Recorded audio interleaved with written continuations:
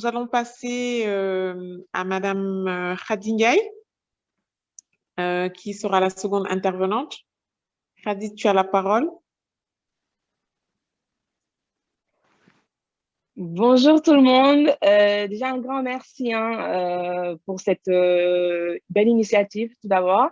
Et merci beaucoup pour l'invitation qui nous permettra de partager notre, enfin, je vais dire, le peu d'expérience qu'on peut avoir, hein, parce qu'on apprend toujours.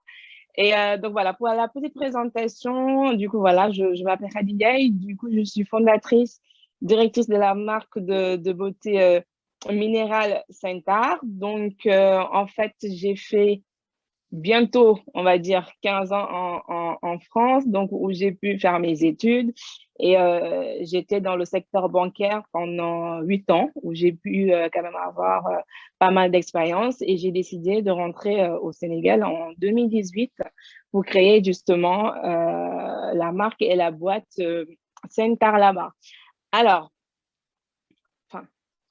pour juste entrer dans le vif du sujet déjà, c'est que je trouve qu'on ne peut pas se dire que voilà, on va rester soit en France ou au Sénégal ou peu importe dans quel pays où on a envie d'aller. Je pense qu'avec la mondialisation et les possibilités qui s'offrent à nous, le plus important pour moi, c'est de se sentir à l'aise et d'être vraiment, comment dire, motivé, d'avoir la volonté justement pour construire parce que je pense que c'est ce qui nous motive tous dans le fond. Quand on se déplace et on va dans un autre pays, c'est pour construire, c'est pour apprendre, c'est pour évoluer.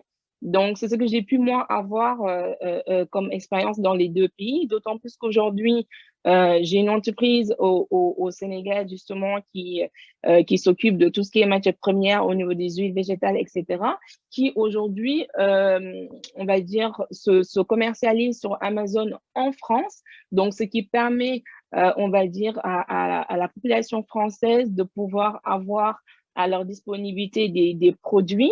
Et là, pareillement aussi, j'ai créé une boîte au Sénégal qui aujourd'hui, en France, pardon, qui aujourd'hui, justement, peut aussi fournir des produits et des services que nous n'avons pas forcément à notre disponibilité au Sénégal. Donc voilà, le fait d'avoir une boîte au Sénégal, une boîte en France nous permet, nous, de faire ce pont-là et de pouvoir apporter dans chacun des deux pays où on a, j'ai envie de dire, un pied dans chaque pays et qu'on puisse quand même apporter notre pierre à l'édifice sur des produits ou des services que nous avons constatés qu'on n'a pas forcément à notre disposition. Donc, je pense qu'il est important de juste motiver la jeunesse à se dire que voilà, peu importe le pays où ils ont envie d'aller, de pouvoir vraiment être non seulement passionné par ce qu'ils font, parce que parfois, on peut être passionné par son travail. Moi, j'étais dans le secteur bancaire, j'ai adoré les 8 ans que j'y ai passé, donc j'ai appris beaucoup de choses. J'ai fait plusieurs banques, donc du coup, ça m'a permis d'enchérir cette expérience-là. Après, si d'autres personnes ont envie d'entreprendre, comme ce qui m'est arrivé aussi en 2018, pourquoi pas? Donc, je pense qu'il est important de ne pas se mettre de limites. C'est surtout ça, le mot. Je pense que c'est le fait de ne pas se limiter, de se dire que oui, je vais rester en France, ou oui, je vais rester au Sénégal. Quand la possibilité et l'opportunité se présentent, pourquoi pas se déplacer, aller ailleurs. Après, cela dit, si on, par exemple, on est au Sénégal et qu'effectivement, il y a beaucoup d'opportunités et on s'en rend compte quand on est sur place, de vraiment sensibiliser nos jeunes aussi à pouvoir travailler dans ce sens-là et participer à l'économie de notre pays aussi parce qu'effectivement, ils n'ont pas pu avoir, on va dire, cette occasion-là d'aller dans un autre pays, que ce soit l'Europe, l'Amérique, enfin, dans un autre continent.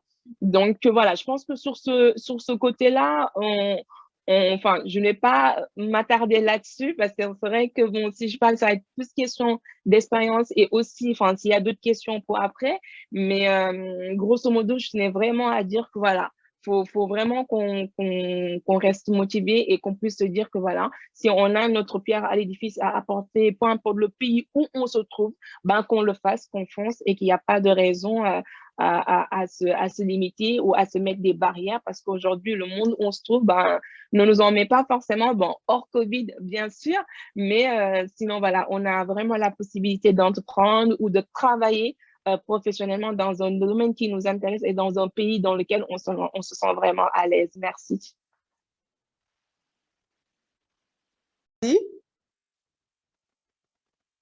Merci Khady. Il te reste encore 2 minutes. Donc, si tu veux compléter quelque chose. Personnellement, moi, je voulais juste rajouter que Sentar en Wolof, ça veut dire votre beauté. Donc, je crois que c'est une belle précision parce que ça reflète toute la beauté que tu veux faire euh, apparaître dans tes cosmétiques avec ces belles femmes sénégalaises qu'on connaît. Et si je comprends bien, pour résumer, où qu'on soit, on peut investir en Afrique, qu'on soit en France ou au Sénégal. Et ne pas forcément... Khady, tu as un problème de son? Voilà, c'est parfait. En Voilà. fait, c'était le micro. Voilà. Ah, Je voulais voilà, parler, ok. j'essaie de le désactiver, mais bon, c'est de votre côté apparemment. Du coup, voilà. Non, mais c'est très bien, Madeleine, effectivement. En fait, Saint-Art, c'est une marque en plus qui prône la beauté inclusive parce qu'on est dans les produits naturels. Donc, ça veut dire que toute personne, toute carnation, qu'on soit de type peau noire ou peau caucasienne, peu importe, on peut utiliser aujourd'hui nos rouges à lèvres, comme par exemple le style que j'ai mis sur les lèvres aujourd'hui, c'est la marque Saint-Art. Et donc, l'objectif, c'est de se dire, peu importe justement où est-ce qu'on est, on peut non seulement investir en Afrique, mais on peut apporter des solutions, on peut apporter des produits, des services qu'on n'a pas forcément à notre disposition actuellement, que ce soit même des industries, etc. Donc, il y a pas mal de choses à faire. Et je pense que le fait d'être sur place aussi nous permet, nous, de le voir et de s'en rendre compte aussi. Donc, voilà, on invite, hein, que ce soit ceux qui sont partout dans le monde, au niveau de d'autres continents, de venir, pas forcément seulement au Sénégal, hein, parce que il y en a qui vont plus avoir envie d'aller en Côte d'Ivoire ou ailleurs, au Ghana, Kenya, etc. Mais il y a beaucoup à faire. Il y a beaucoup à faire. On est sur cette optique-là, cette volonté-là, et voilà. Je pense que voilà, on est sur la bonne voie concernant on va dire, cette participation-là à l'économie de l'Afrique.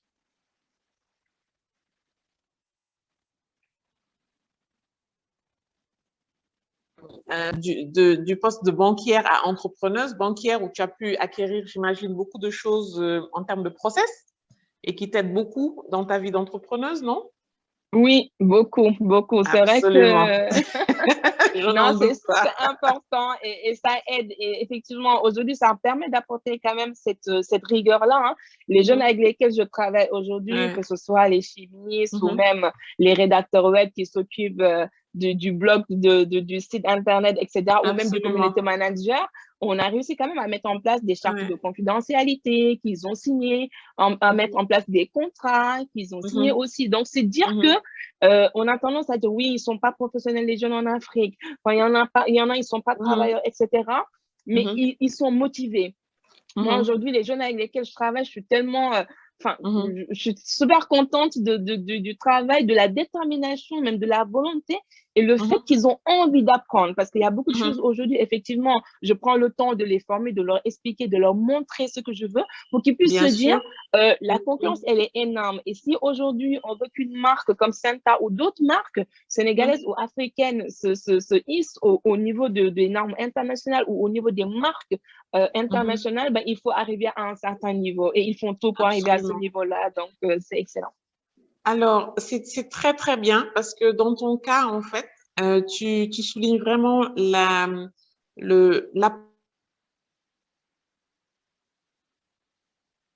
Je t'entends plus, Madeleine. excuse-moi, ça a été très bien que tu puisses mettre en exergue ton expérience de banquière avant d'être passé à l'entrepreneur. Donc, ça veut dire que tu as accumulé quand même une certaine expérience professionnelle avant de passer à autre chose. Et ça, c'est très, très bien. Et c'est Parfait. une autre type d'expérience que tu es en train de partager avec nous. Khady, on te remercie. Tu as Avec quelque grand chose à plaisir. ajouter? Et on te souhaite plein de succès parce que Sentar, déjà, le nom est très, très beau. Merci, c'est gentil, Madeleine. Merci à vous. Voilà.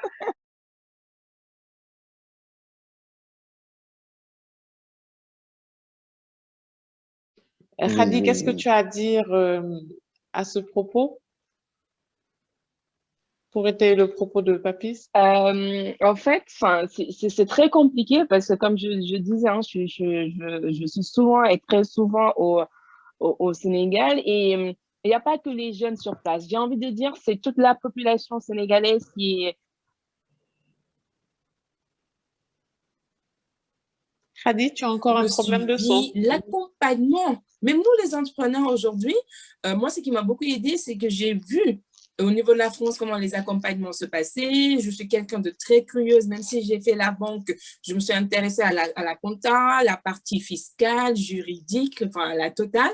Mais, par exemple, quand on entreprend au Sénégal, on est un jeune qui veut formaliser son entreprise.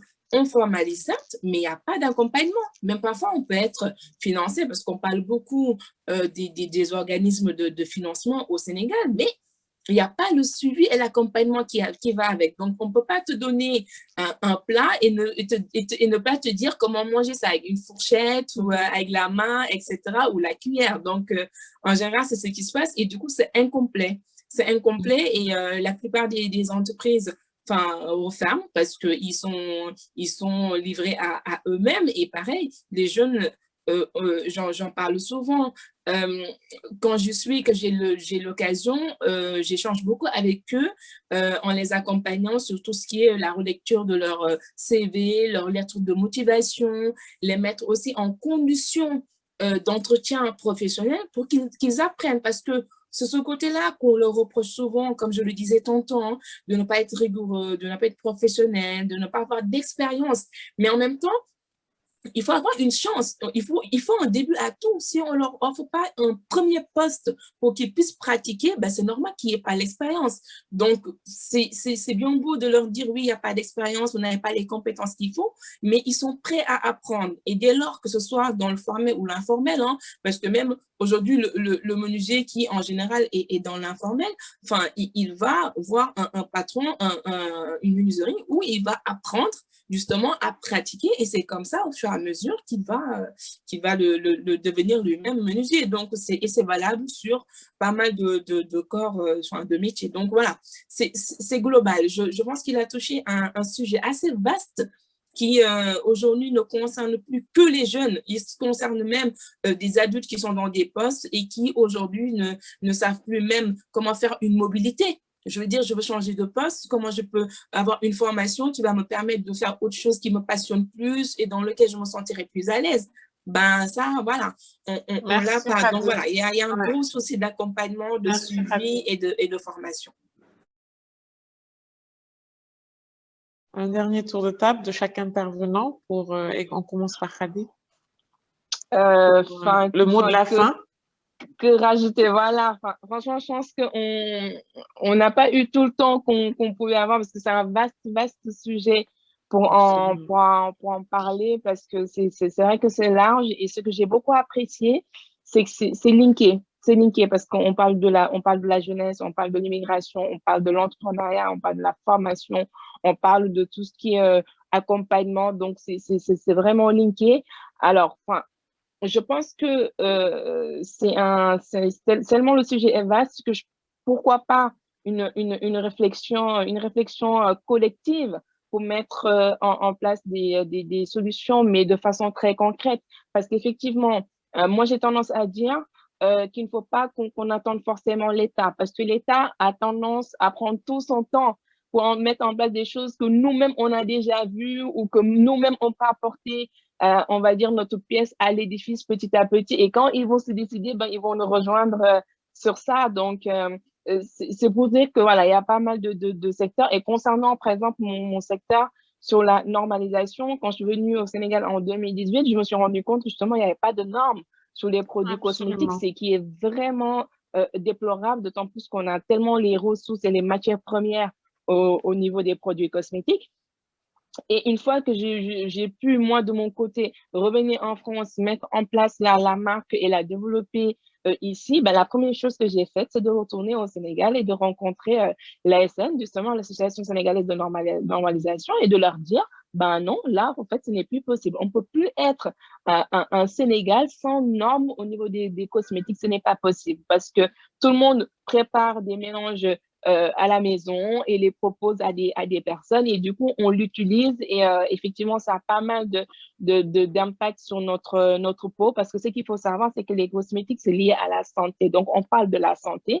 Et là, ce qui est bien, c'est qu'ils l'ont compris. Et du coup, aujourd'hui, au niveau du bureau de la normalisation, les cosmétiques siègent avec leur projet de normes. Donc, juste pour dire que on ne peut pas avoir toutes les solutions maintenant ou les mettre en place maintenant, mais je pense que toutes les choses qu'on peut, nous, de façon assez concrète, mettre en place en créant des synergies, en créant des groupes de travail, en créant des partenariats, des collaborations, pas mal de choses à faire. Je pense que voilà, ça nous permettra d'avancer, comme on dit, hein, lentement, mais sûrement. En tout cas, merci à tous. Merci pour cette belle opportunité-là Et qu'on a pu. félicitations à Santar et bonne continuation. Beaucoup de succès. Merci beaucoup, Madeleine. Et vraiment, félicitations pour la normalisation parce qu'il fallait vraiment y penser et le faire. Et je sais que ça n'a pas été facile. Tout à fait, tout à fait. Mais là, on rend grâce à Dieu, franchement, alhamdoulilah, on a pu. Ouais. Et c'est l'essentiel. Il nous reste d'autres défis, d'autres challenges, mais on y croit. Et le fait d'y croire, je pense que ça nous aide à tenir et à persévérer. Donc, merci aux panélistes. Je remercie tout le monde et encore bon courage, Papy, sur la suite. Et franchement, c'était très, très courageux. Et je pense que tu restes quand même une grosse source de motivation pour les jeunes. Et je pense que des sensibilisations, même des caravanes ou même parler au niveau des écoles, etc., ou même des endroits où on se rend compte qu'il y a beaucoup de jeunes qui travaillent et qui sont dans l'informel même et qui pensent à partir, de les sensibiliser, de partager ton expérience. Ça peut être vraiment impactant aussi et très intéressant. Merci à tous. Merci, Khady.